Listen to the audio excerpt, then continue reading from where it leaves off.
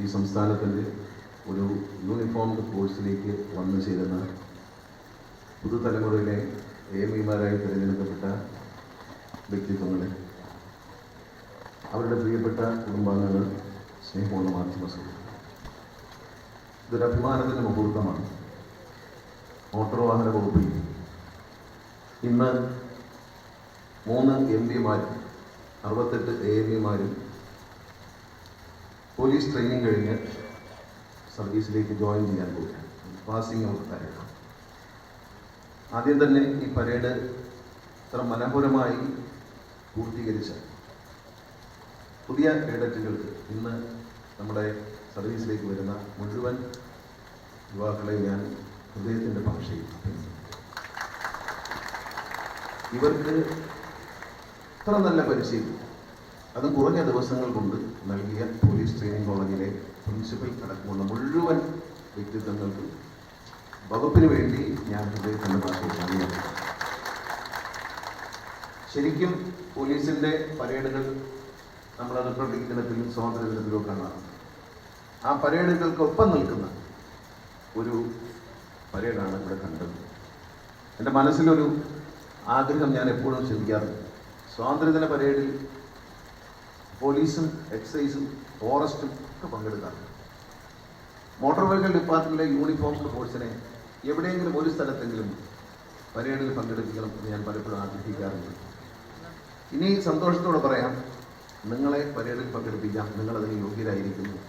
ഏറ്റവും നല്ല ഒരു പരിശീലനമാണ് നിങ്ങൾ നേടിയിരിക്കുന്നത്. പോലീസ് ട്രെയിനിങ്ങിൽ മാത്രമല്ല, നിങ്ങൾക്ക് ടെക്നിക്കൽ സൈഡിൽ KSRTC വർക്ക്ഷോപ്പുകളിലും കമ്പ്യൂട്ടർ അധിഷ്ഠിതമായ പഠനങ്ങളും, ഇപ്പോൾ മോട്ടോർ വെഹിക്കിൾ ഡിപ്പാർട്ട്മെൻറ്റിൻ്റെ ഭൂരിപക്ഷം പ്രവർത്തനങ്ങളും കമ്പ്യൂട്ടർ അധിഷ്ഠിതമാണ്. അപ്പോൾ അതിനധിഷ്ഠിതമായ ട്രെയിനിങ്ങുകളൊക്കെ നന്ദിയുണ്ട്. ഡിപ്പാർട്ട്മെൻറ്റിലേക്ക് പ്രവേശിച്ച് കഴിയുമ്പോൾ കുറച്ചുകൂടി അഡ്വാൻസ്ഡ് ആയിട്ടുള്ള ട്രെയിനിങ്ങുകൾ നിങ്ങൾക്ക്. ശാരീരിക ക്ഷമത എന്ന് പറയുന്നത് ഒരു മനുഷ്യന് ഏറ്റവും പ്രധാനപ്പെട്ടതാണ്. അതുകൊണ്ടാണ് പോലീസ് ട്രെയിനിങ് ഞങ്ങൾ ഏർപ്പെടുത്തുമ്പോൾ, ഇത്തരത്തിലൊരു കായിക പരിശീലനം ഏർപ്പെടുത്തുമ്പോൾ പല ഭാഗത്തു നിന്നും എതിർപ്പുകളുണ്ടായി. ഒരു സർക്കാർ ജോലിയിൽ കയറുമ്പോൾ അലസമായി ജീവിക്കാൻ തുടങ്ങാം എന്നതായിരുന്നു ലക്ഷ്യം. പക്ഷേ അക്കാര്യത്തിൽ ഞാനോ ട്രാൻസ്പോർട്ട് കമ്മീഷണറോ യാതൊരു വിട്ടുവീഴ്ചയും തയ്യാറായി. അത്തരത്തിൽ എനിക്ക് കാലുവയ്യ കൈവയ്യ എന്നൊക്കെ പറയുന്നത് ചെറുപ്പക്കാർക്ക് ചേർന്ന് നമ്മളിതെല്ലാം നമ്മുടെ ജോലിയുടെ ഭാഗമായി പരിശീലിക്കുക. അച്ചടക്കമുള്ളൊരു ജോലിയാണ് നിങ്ങൾ ചെയ്യാൻ. എല്ലാ ദിവസവും യൂണിഫോം ഇടുന്ന ഒരു ജോലിയാണ് നിങ്ങൾ ചെയ്യാൻ. അതിൻ്റെ ഒരു സത്യസന്ധത നമ്മൾ പുലർത്തണം. ദീർഘമായി ഞാനൊന്നും പറയുന്നില്ല. ഇന്നത്തെ ഇവിടുത്തെ സത്യപ്രതിജ്ഞ വാചകം അതിമനോഹരവും സത്യസന്ധമാണ്. നിങ്ങളിതെല്ലാവരും ഇതിൻ്റെ ഒരു കോപ്പി എടുക്കും. കോപ്പി എടുത്തിട്ട് ഇരിക്കുന്ന ഓഫീസിലെ മേശയുടെ പുറത്ത് ഗ്ലാസ് ഉണ്ടെങ്കിൽ ഗ്ലാസിൻ്റെ അടിയിൽ അല്ലെങ്കിൽ ഒട്ടിച്ച് വയ്ക്കും. എല്ലാ ദിവസവും ടേബിളിൽ വന്നിരിക്കുമ്പോൾ ഇതൊന്ന് വായിക്കും. ഞാൻ എന്ത് പറഞ്ഞാണ് ഈ സർവീസിൽ ചെയ്യുന്നത്? ആ സത്യപ്രതിജ്ഞ വാചകം വളരെ ശരിയാണ്. കാരണം അതിനകത്ത് എന്തൊക്കെ കുഴപ്പങ്ങളാണോ ഉള്ളത് അത് ചെയ്യില്ല എന്ന് പറയുന്ന ഒരു സത്യവാചകമാണ് നിങ്ങൾ ചൊല്ലിയത്.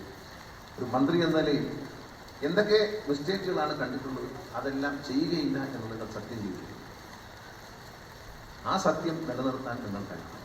ജനങ്ങൾക്ക് സേവനം നൽകാനാണ് നമ്മൾ സർക്കാരിൻ്റെ ഖജനാവിൽ നിന്നും ശമ്പളം വാങ്ങുന്നത്. സമയം ജനങ്ങളെ ബുദ്ധിമുട്ടിക്കാനുള്ള അവരുടെ സമയത്തിന് വലിയ വിലയുണ്ട്. വന്നു ചേരുന്ന ഓരോ വ്യക്തിയുടെയും സമയത്തിന് വിലയുണ്ട്. ആ വ്യക്തിക്ക് വ്യക്തിയുടേതായ ആത്മാഭിമാനമുണ്ട്. അദ്ദേഹത്തിൻ്റെ ഓരോ നിമിഷത്തിനും വിലയുണ്ട്. അവിടെ പണക്കാരനെന്നോ പാവപ്പെട്ടവനെന്നോ പ്രമാണിയെന്നൊന്നും എല്ലാവരുടെയും സമയത്തിന് വിലയുണ്ട്. അവർക്ക് എല്ലാവർക്കും ഏതൊരു മനുഷ്യൻ അവനവൻ്റെതായ ഒരു വാല്യൂ അത് നമ്മൾ നശിപ്പിക്കരുത്. അതിനെ വളരെ എൻ്റെ മുന്നിൽ നിൽക്കുന്ന ഒരാൾ എൻ്റെ സഹായം തേടി വന്നിരിക്കുകയല്ല, നിങ്ങളുടെ സർവീസ് തേടി വന്നിരിക്കുക, നിങ്ങളുടെ സേവനം തേടിയാണ് വന്നത്. അല്ല നിങ്ങളുടെ സഹായമോ ഔദാര്യമോ തേടി വരുന്നത്. ഒരു നികുതിദായകൻ നിങ്ങളുടെ മുന്നിൽ വന്ന് നിൽക്കുമ്പോൾ ആ പൗരനെ സംബന്ധിച്ച് അദ്ദേഹം നിങ്ങളുടെ സേവനം തേടി വന്നവരാണ്, സഹായം തേടി വന്നവരാണ്.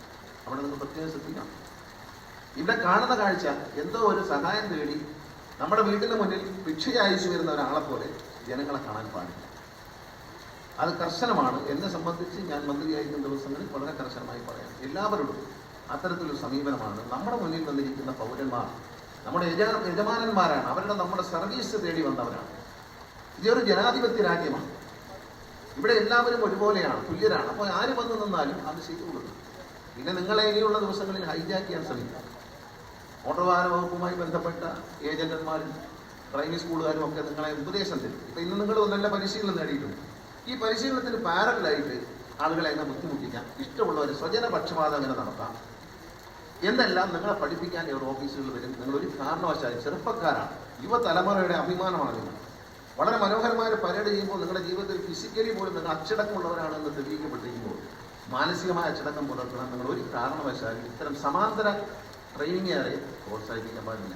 നിങ്ങളോട് പറയും ഇങ്ങനെ സാറേ ഇങ്ങനെ ചെയ്യും, സാറേ അങ്ങനെ ചെയ്താൽ നന്നായിരിക്കും, ഇങ്ങനെ വേണം ബസ്സിൽ പെർമിറ്റ് കൊടുക്കാൻ എന്നൊക്കെ പറഞ്ഞാൽ അന്ന് കണ്ട ഭാവം നടിക്കരുത്. നിങ്ങൾ പഠിച്ചതും നിങ്ങൾ പരിശീലനം നേടിയതുമായ ഒരു സത്യസന്ധമായ ഒരു മാർഗം, ആ മാർഗം നിങ്ങൾ വെടിയരുതെന്ന് സ്നേഹത്തോടെ ഞാൻ അഭ്യർത്ഥിക്കുകയാണ്.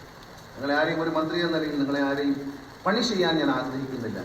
ട്രാൻസ്പോർട്ട് കമ്മീഷണറോ അഡീഷണൽ കമ്മീഷണറോ അത് ആഗ്രഹിക്കുന്നില്ല. നിങ്ങളിൽ നിന്ന് മികച്ച സേവനം നേടിക്കൊണ്ട് നിങ്ങളെല്ലാവരും മിടുക്കന്മാരാണ്, മിടുക്കികളാണ് എന്ന് പറയുന്ന ഒരു വാക്കുകൾ കേൾക്കാനാണ് ഞങ്ങളെല്ലാവരും ആഗ്രഹിക്കുന്നത്. ഏറ്റവും പുതിയ വാർത്തകളും വിശേഷങ്ങളും വിരൽ തുമ്പിലറിയാൻ സീ മലയാളം ന്യൂസ് എല്ലാ ഡിജിറ്റൽ പ്ലാറ്റ്ഫോമുകളിലും ലഭ്യം.